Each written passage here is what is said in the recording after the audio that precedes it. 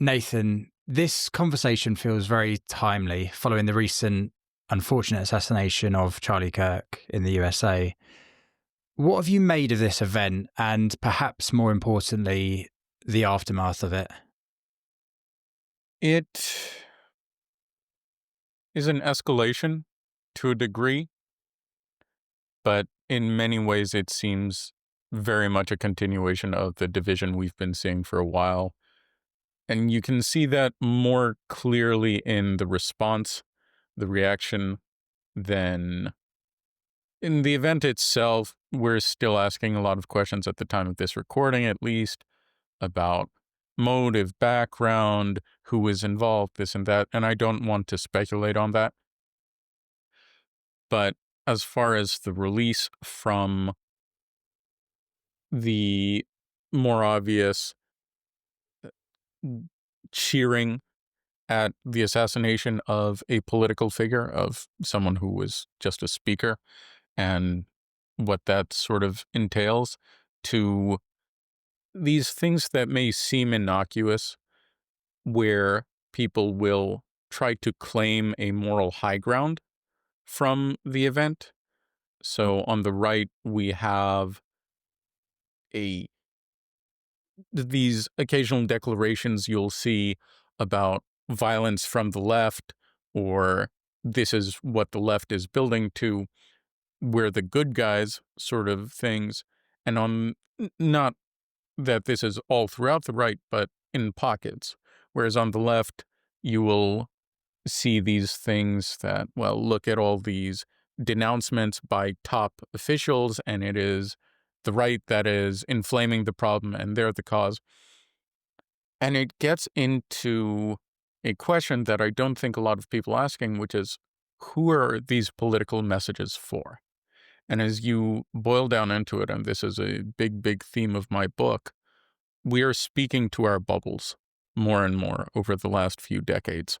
We've sort of come to a point in talking about politics where we so readily assume, oh, anyone who disagrees with us is tuned out, that we're not trying to persuade anymore. We don't know how to persuade anymore. We just want to rile people up. For media, the reality is that works. For politicians trying to win elections, the reality is that's been working for quite some time. And so getting into a mindset where you are empathizing with people, you are appealing to uh, their better judgment and better reason to make arguments for why they should think differently, is something of a lost art on some level. And on some level, I think with the social media age and its unlocking of this broader discourse, it's something many of us haven't realized or ever had access to historically. And there's actually some opportunity for growth in that. But I'm getting ahead of myself. Well, we'll dig into it a bit more, but yeah, I think that the aftermath of it, as you said, this sort of moral high ground that both sides, it's a strange place because I've seen, obviously, if we're going to divide it right and left for the sake of this conversation, most of the people on the left, almost all of them, are going to be condemning what happened, as any decent human is. There's a very, very small minority that aren't. And what I've seen on the right side is that they pick out that absolute minority and then claim that the left is laughing about it and stuff. And it's the two very extreme ends of the ideologies, right? Yes. It is. The one thing I will add to that is, rather than the right is sort of picking out this small minority, the minority picks itself out to a degree. It's very outspoken, it's very vocal, and it's overrepresented. And the same can be said about the response, where the loudest voices tend to be the most extreme voices, oftentimes. And a thing we really overlook within the dynamic of social media discourse is these are people who are very often troubled, who have a parasocial or deeply unhealthy relationship with politics. It may well be that that is the type that was involved in this assassination and involved in a number of other acts of political violence, these are people who take it too far, who speak out so much louder than everyone else, so much faster than everyone else. While many of us are waiting for facts to come out, the people with the most rapid judgments, they already know what they believe, and they tend to be the first. Yeah, absolutely. And things like this can drive people, as we've been discussing, further into these sort of corners of ideology. How do we resist that instinct and instead use it as a opportunity to reflect? The places where I think we have the greatest opportunity to improve upon our discourse are the one-to-one conversations. The reality is, if you want to have a thoughtful talk about what's really going on, a social media forum is not the best place for it. People are just in and out. They don't have time for it. You have no idea kind of the emotion or their mindset coming into it. It's very confusing. But in those personal conversations, if we stop trying to win the conversations and start going in wanting to learn more, we'll find not only is it a lot more bearable, is it a lot more pleasant to have those, and suddenly the volume goes down, the temperature goes down, but people are also much likelier to listen to us. I talk in my book about the golden rule as it applies to these things, which is do unto others as you would want them to do unto you. And I think that's very much evident with if you want to have a conversation where people are willing to open their minds to what it is you have to say. The best way to do that is to go into that conversation willing to open your mind to what it is they have to say. And if you are genuinely listening, if you want to learn, again, if you have that curiosity to drive you and you want to learn more about what it is that they believe and why it is they believe it, you will find much more often than you may expect people reciprocating that and people starting to think, well, all right, well, what is it that you believe? Why is it that you feel this way? Yeah. And it makes me think of one of the lessons that Jordan Peterson Hmm. was in his first book. So whether you agree with everything that he says or not, Sure.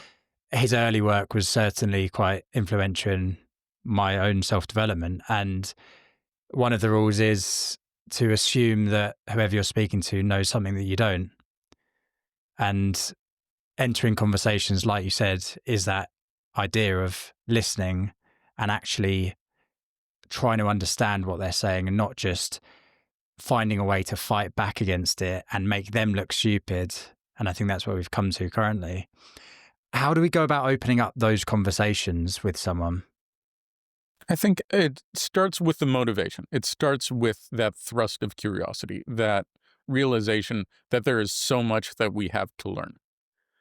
If you have that curiosity, I think fundamentally it empowers you to take every other step. You realize there is no need for us to be competitive in a political conversation. There is nothing to be gained. We will learn from people. And as we learn from people, we find better and better our voice, how to talk to different people, how to appeal even to different arguments, how to appeal to different perspectives, and realize what it is we believe and why it is we believe it, what's important to us as communicators, as advocates, and hone that. So I think realizing that that does not have to be a competitive game, that it can be a collaborative process is a huge step. Beyond that, there are things that more precisely we can move towards, move away from.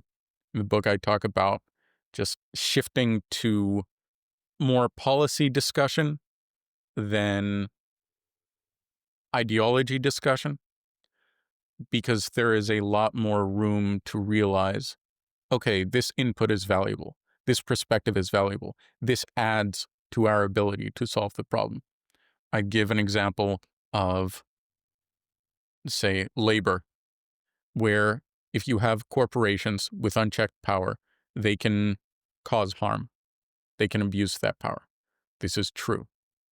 If you have government regulators with a lot of power and it is not properly checked, that leads to inefficiency. That can cause harm to the individual worker. It can cause harm to the free enterprise.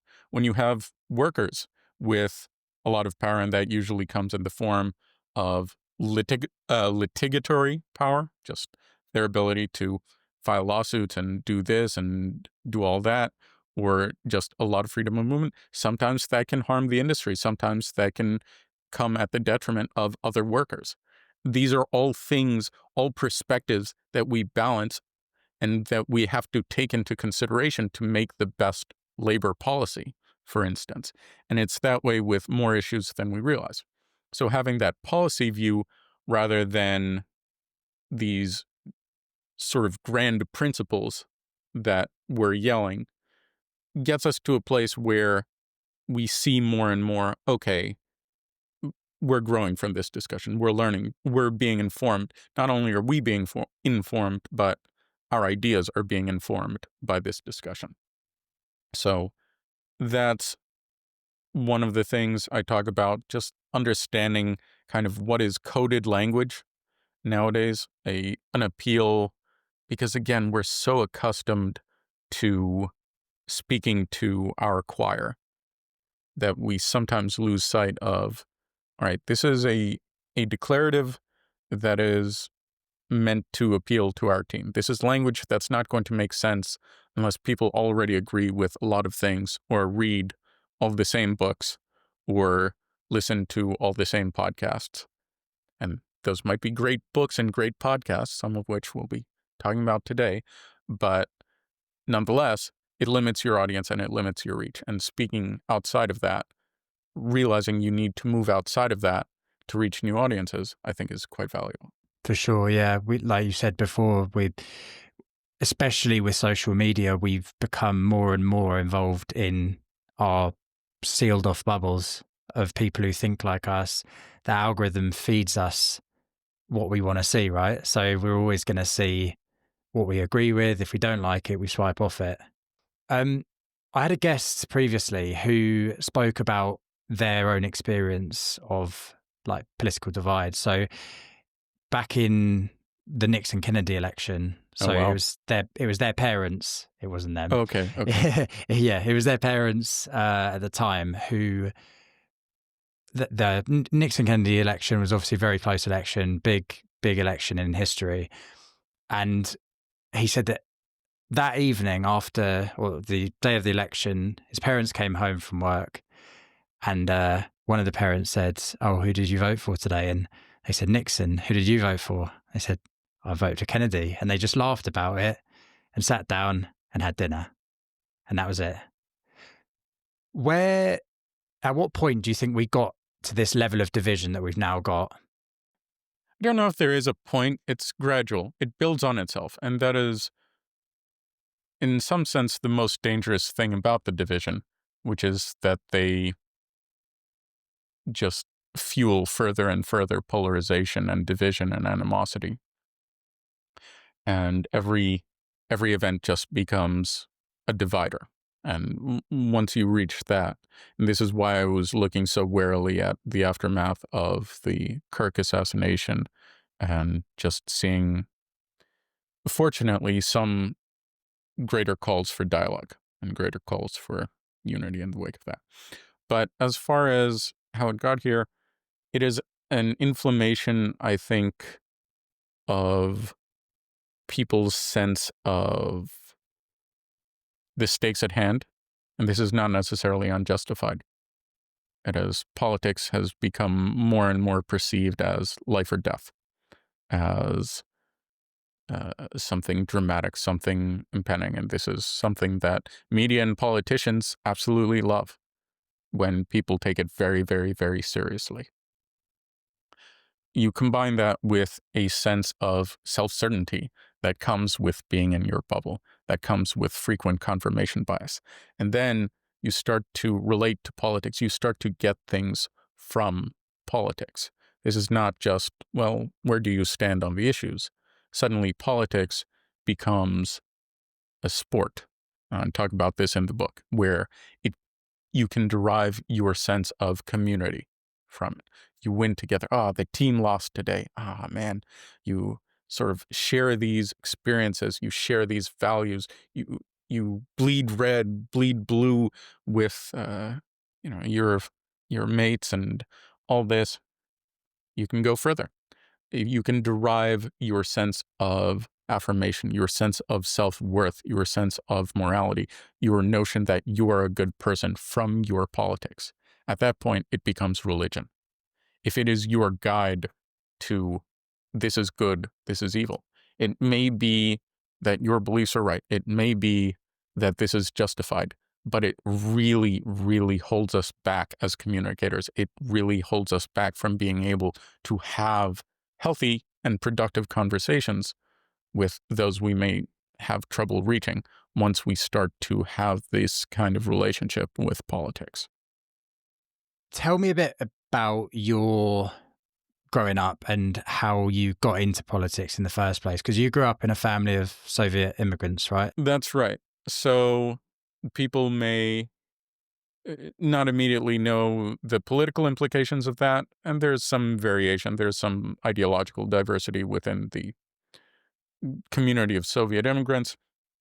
Here, though, these were people who lived under communism, under socialism for their whole lives, and to them it was the great evil. And they came to the States, generally very pro fiscal conservatism, economic liberty, usually liked Reagan.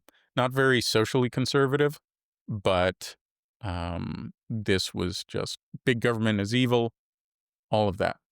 At the same time, I was growing up in Massachusetts, growing up in an area which was one of the bluest in the states, just extremely Democrat leaning, extremely liberal. And I started to see these two groups usually talking amongst themselves, usually kind of avoiding confrontation or not aware that there was any kind of disagreement because they would avoid political discussion in those settings. I know my family would. But they just were entirely in their own worlds and yelling about how the other side is stupid. And the way I used to tell their story, and over time I came to realize they were right. But I don't want to be so dismissive. I've learned to try not to do that. How did it shape your early view of politics then, having those both sides so near to home? It disheartened me. People ask me why I spend so much time and energy on politics. People assume, it's a passion, it's a love of mine. I'm into politics and in politics because I hate it to a great degree, as it's very frustrating for me. I'm a problem solver at heart. I like chess. I like maths. I like this sort of analytical, complex problem, like try to look at it from a lot of angles, be creative with it, work with people, figure out the best solution. This is beauty to me. This is art to me. And it seems like with policymaking, there's such a great opportunity for that. We have such incredibly complex problems to solve, and so many of the great political solutions historically come through innovative thinking, creative thinking, bold thinking. That's exciting to me. But this thing that politics is, this constant arguing and fighting for attention, fighting for media wins and all the ugliness is just such a frustrating thing, and it motivates me insofar as there's got to be a better way. And not only there's got to be a better way, but there is a better way. How do we make it work? And how do we make it appeal to people? So that is the crux, because I go back to those communities, to all of the different ideologies that I'd been around, there is so much that I learned from all of them. There is so much valuable input towards policymaking, towards politics from all of them. And I do wish that we would appreciate that more, of just how much we can learn from each other and how much we can gain from each other's perspectives. How much of it is down to the labels that we put on ourselves as well? So we say right wing, left wing, far right, far left. Is it not possible to pick views from both sides that you agree with and sort of cross into both territories? Why do we have to sort of be one or the other, do you think, at the moment? We don't. And a lot of people aren't. Independents are the largest political contingent, largest voter contingent in the United States. And this is always very confusing to me when people will call for a national divorce and saying we're going to split 50-50. Like, no, quite a few of us are not interested in being involved in that. But beyond that, I think the reason it appeals to people is that sports mentality, is that idea of, okay, we know who we are, we know who they are. It's us against them. It's this constant conflict. It's exciting. There's drama. And you get that sense of community from it. You get that sense of, these people are my allies. These people are on my side. We're the good guys. They're the bad guys. And yeah, there is a very primal emotional appeal, and it resonates. Yeah. How much of it is, do you think, a coming together of thinking that our ideas are the best ideas, we're the good guys, versus a collective dislike for the other team? And one sort of fuels the other. There's a constant cycle, a constant confirmation within those. So I don't know if I'd really give it a split that way. I do think, yeah, the negative, especially when it comes to the electoral arena, it's a lot about the negative. It's a lot about vote for us so the other guys don't win. That becomes the most resonant appeal, and the thing that you'll find the most voters. Well, why did you vote for Trump? You know, you'll have some people who are like, Trump all the way, Trump is the best. You also have quite a few people who are like, oh, I just dislike him less than I dislike the other candidate, and I trust them more. And same thing. And Trump is the number one reason I think most people vote Democrat. So I totally understand that. It resonates here as well. In the UK, we see the same thing, people voting for one party to not have to vote for the other, or yeah, it's a bizarre thing. Just going back to your own journey, so you did have a stint in politics recently. What did you learn from that experience? I've been consistently around politics in some form or fashion for about a decade.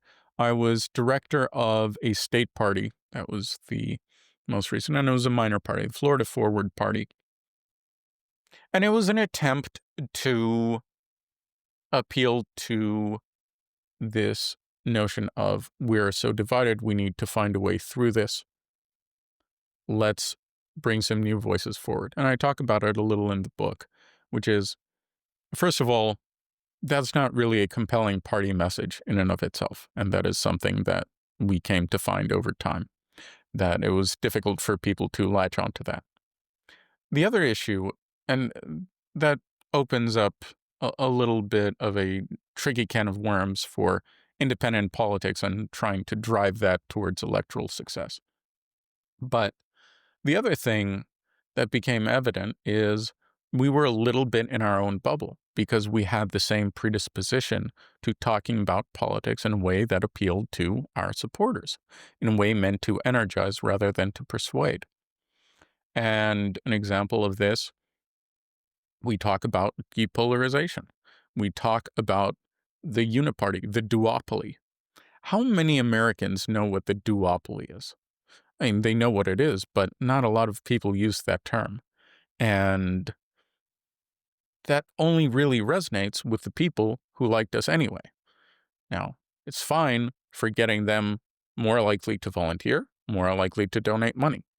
In politics, unfortunately, that's a lot of where your success comes from in the short term. But ultimately, especially for a fledgling effort, it limits your ability to grow. It inhibits you when this is what you rely on. And you need to be able to speak to deeper concerns, deeper appeals. Because I keep going back to the stakes at hand. And I think this is something we underestimate, where people's views of their key issues are so great that it's not as if they don't care about, for example, the free speech of their opponents. It's not as if they don't care about civility, decorum, just the positive benefits of having a polite conversation. It's that these things are justified. All of the costs are inherently justified because the political ends are so great. And this is why I talk about this, and I've cooled down on this language specifically in the wake of the Kirk assassination, but talking about, is it really worth fighting over politics? Quite possibly. But it doesn't accomplish anything.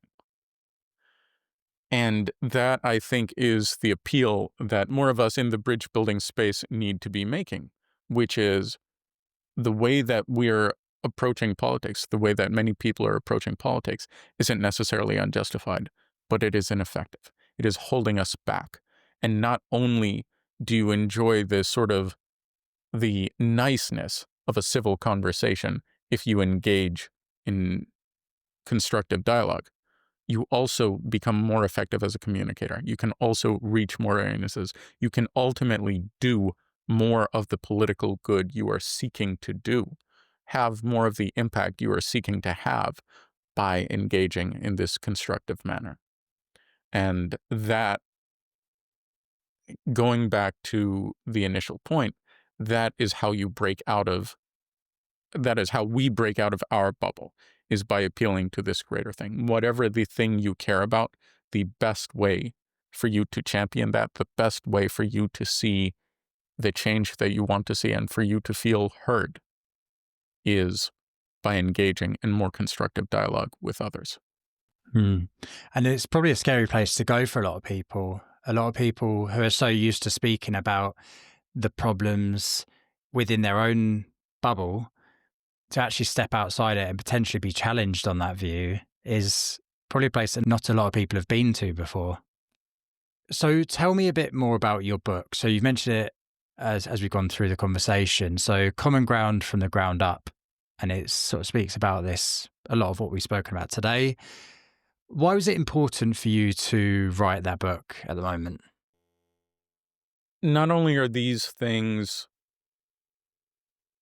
that I do feel deeply about, that I have a lot to say about, I feel that the book in itself is an attempt to solve, to an extent, the problem. It is something not only for those in this space who are more independent-minded, who want to work towards depolarization, who want to build bridges with others. It's something they can pass along to a friend or relative who really needs it. It's something that they can show and say, hey, I hear you.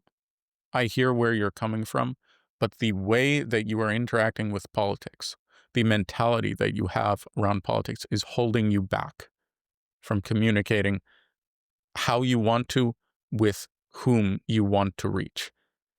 And passing that along, having something that people can pass along, I think is valuable. That is the hope with the book, that this is a way to make the idea more spreadable, make a positive approach to politics, a positive rethinking of what politics can be, more accessible. During writing that book, Were there any things that you learned whilst you're doing studies that sort of forced you maybe to change perspectives on anything, any of your beliefs? I don't get too into my own beliefs on issues, so that is, I touch on them a little. As far as the dynamics of the greater problems at hand, it certainly expanded my understanding. It is not the be all end all of division that the most dramatic messaging from writers like myself may sometimes make it out to be. For example, the numbers around how many people have lost touch with a relative over political disagreements. I think it is about 70 odd percent have lost touch, sort of have broken ties with a relative, period. Uh, uh, Not over politics necessarily, however. Politics is about 20% of that segment. Now, that is still a lot of people. That is still millions of people that is accounting for.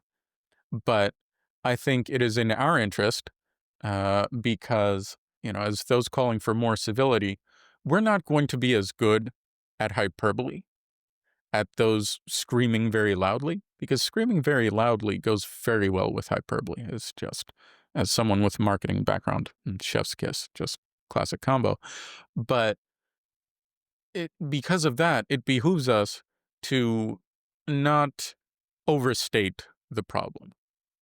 The divisions that we have are not necessarily getting worse every day, but they do not resolve themselves. There is a potential danger that lies within, and a potential vulnerability and exploitability that lies within our divisions. So, um, yeah, again, even if there are hopeful signs, hopeful turns, it's always worrying to me just how much potential for harm and destruction lies in the way that we respond and interact with politics. And it starts within the family home then, by the sounds of that. It's conversations we need to be having from inside the home outwards. Well, the solution does. I do believe that. And the family home and with friends, with close colleagues, relatives, whatever it may be. These in person conversations are where we break from the incentives placed upon us by social media, where we're able to engage more freely, more sort of natural flow of conversation, flow of ideas. When we can connect on a personal and emotional level, people need people. And that human connection, that need for human connection and understanding, being heard, that is an incentive towards the positive. It is an incentive that we have, something that we stand to gain from having these healthier conversations, from engaging in healthier dialogue. How would you suggest people go about starting that conversation? So if someone listening has a different opinion to someone else, whether it's a family member or a friend, how would they start about going through that conversation with them? Mindset is the first thing. I echo that, and I'll say that a lot. Just you cannot fake it. You have to genuinely want to learn where it is they're coming from, what it is they believe, and why it is that resonates with them. After that, as far as the conversation itself, ask questions. Just be curious and listen. And you will find your turn to speak. Not every time. There are some people who will not let you get a word in, and that may be more of a personal issue with them than a political issue. But if you are patient, if you are thoughtful, if you are genuinely curious, that comes through. And oftentimes the flow of it may feel like you ask a question. Okay, why do you believe this? What is it you believe about this? And what do you think about this? Don't make it too personal off the bat. Don't try to rebut or denounce things. Oftentimes, that will lead to a point where, okay, you've been hearing me out, you've been listening to me. What is not getting to you? What is not resonating with you? And that becomes less and less hostile the more that you're able to listen. It's the same initial thinking that spurs on, how are you not getting this? Or how are you so brainwashed or so dense? But suddenly that question turns into, well, what what is not connecting with you about this? And that becomes a little more curious and a little more thoughtful. And sometimes people don't know how to phrase that carefully, but you can still guide it in that curious direction. And you can still say, well, look, this doesn't resonate because of this. And this is where I'm at and why I view those things. Take that one step away. Just don't make it personal. Don't make it competitive. And suddenly you start to have a much more thoughtful, much more analytical, much more additive conversation where you're learning from each other. That makes a big difference. Yeah. Yeah. And it all starts with that mindset that you go into it with. So, as you said, and yeah, just the skill of listening. And I say skill, it is a massive skill. And I think a lot of people don't have it. I think when people listen to someone talk, they're waiting to say what they've got to say next. It's already come into their mind.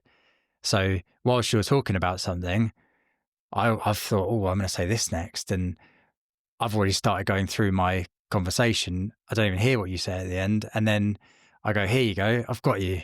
And it ruins that conversation, doesn't it? It's tactical. I mean, it is the competitive mindset around conversation, and people will reciprocate. Once you're trying to gotcha them, well, they're going to be on their toes. Their guard is up. And you're not going to get to a point where you're actually listening to each other and considering each other's ideas. And you don't want to bruise someone's ego with this. You don't want to convince them they're an idiot. Would you want that to yourself? Because the reality is, when you have these conversations where you're just trying to make someone look like a fool, most of the time they're not going to accept, even if you do make them look like a fool in your eyes, well, they're not going to accept that outcome, and they're certainly not going to want to interact with you after that. So, go in listening, go in wanting to learn about what drives them and what resonates with them, and steer that towards more analytical, more thoughtful conversation. And suddenly you get a lot more back and forth, and you get a pace where, okay, maybe I don't have to plan my next shot. Maybe I have the time to listen and soak in what this person has to say. And yeah, that's a big difference. Yeah. It definitely make the world a better place if everyone went into conversations around politics that way. Conversations about anything, to be fair. Yeah.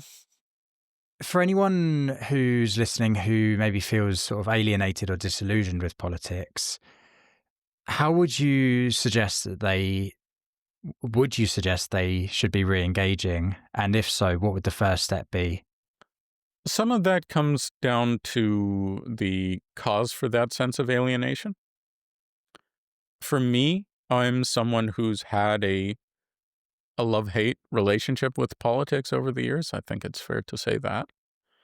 I don't fit in neatly to any box. I never really aligned with any partisan team. And even, I'll say, within the independent space, I could be a bit of a gadfly. I tended to question a lot, and I didn't always agree with the vision and this and that. And I was a little outspoken about that. And that's okay. You have to realize at the core, different kinds of voices are valuable. And I go back to actually a uh, personal example rather than a political one. And I go back to, my family is full of Soviet immigrants. And immigrating from the Soviet Union in the late 1970s, early 1980s, very difficult to do. Why did they do it? And the reason comes down uh, quite largely my great aunt, who is one of the most difficult people you'll meet, uh, simply refused to accept living in the Soviet Union, simply refused to adapt to it, simply refused to be complacent. She said, no, this is not good. And she is someone that I kind of grew up seeing as this is such an opposite personality from me. This is, I try to be adaptive. I try to be accommodating. I just work within whatever situation I'm in and I try to make the most of it. And this is someone who took the complete opposite approach in life and to whom I owe an incredible debt of gratitude because I would not be here if not for her. And realizing more generally how much value there is in different perspectives, in different ways of thinking, is not only a cause and a reason for intellectual humility and embracing our ability to learn from others, it is also a great cause to be confident in your voice, to realize if you think differently, you have something to add. If you have something to say that doesn't fit into all of these boxes, you have something that can add to the conversation that is needed in the conversation, that can challenge other ways of thinking and help our solutions be better solutions, help our problem solving process be better. And I absolutely assert, be, you know, throughout the book, that intellectual humility goes hand in hand with the confidence that you have something to say, you have something to add, and that you deserve to be heard. So I will echo that to anyone who feels alienated, frustrated. That frustration with the politics is oftentimes the most important ingredient in changing the politics. So, Yeah. What do you think the next 5 to 10 years of politics looks like? You can go specific to America if you want, since that's what you'll know. in the book, I open with the section, The Case Against Despair. And I make the case that things are not inevitably going to get worse and worse and worse, because if we have this social momentum for a different kind of engagement with politics and a different kind of problem solving mentality and a different kind of way of thinking about political problems, that can go a long way and that can have political impact. I close the book with the case against optimism, saying if you walk away thinking, well, there's hope after all, things can get better, that does not mean things will get better. So the reason I'm going to politely decline to answer what I think the next 5 to 10 years will look like is because that is something that we can have an impact on. That is something that we Yeah. can affect. That is something we have agency in. And this is something that we should not feel helpless to do anything about because our voices matter. And I will say that for myself, trying to build bridges as best I can to you and putting out this podcast and helping people be more mindful and thoughtful and contemplative in very different ways, even when they feel alienated, even when they go through various challenges, all of these things have impact. So our politics for the next 5 to 10 years are not set in stone. And what we have in hand with our unique challenges and these unique troubles are unique opportunities. We can realize a new way of interacting with each other. I think as we get more and more of this omnipresent technology, there is a greater demand for a human connection and a kind of politics that captures that real, thoughtful connection of minds, that thing that makes talking to someone else so special, so electrifying at its core. It can be a part of what we can use to drive towards a better politics in the next 5 to 10 years. So it is what we make of it. Yeah, I love that answer. I think it's so important to not feel like it's set in stone and that we're helpless to it. So yeah, I totally appreciate that. You said at the end, better politics. Maybe you can answer that then. What does a better politics or better kind of politics look like to you? Well, one that is less enamored with this constant tug of war. I've been a part of the independent politics movement for a long time, and a part of that is not only, hey, there's this third thing where all the right answers are. That is not the point that I'm making. But I think it is a part of what we need, at least within the dynamics present in the United States, where if you can create a buffer between the left and the right of thoughtful individuals trying to push towards problem solving and real conversations, it changes a lot of the incentive structure. It makes it so that you cannot have a purely negative campaign anymore. Suddenly, if all the Democrats are saying is that the Republicans are bad, and all the Republicans are saying is that the Democrats are bad, well, then there's a third option that people can go to. And that starts to fall apart. And what that does, it does not eliminate the parties. It empowers them to be the voices that they want to be at their core, because these are politicians who want to serve, who want to make an impact. I think by and large, who want to advocate for their principles and their values and their constituents. And having those come together in an additive conversation where we are not working against each other, we are working together against the problems that we face, that is a better kind of politics. And I do think that that is possible. Excellent. Something I like to do at the end of an episode is ask my guests to leave a question for the listener. So this question could be based about what we've been speaking about, and for the listener to go away and start a conversation with someone. So it could be a family member, a friend, or a stranger. What question would you have them ask? Now, this is going to be a very strange answer. If you want to get into a healthy conversation, start with the simplest, sort of the small talkiest question that you can. Just ask about the weather, get that tone, get that sort of conversational, friendly banter going. Start with something you agree on, share that, enjoy that, whether it's the weather, whether it's music, whether it's anything you want to talk about, especially if it's someone that you feel is going to be difficult getting into politics with.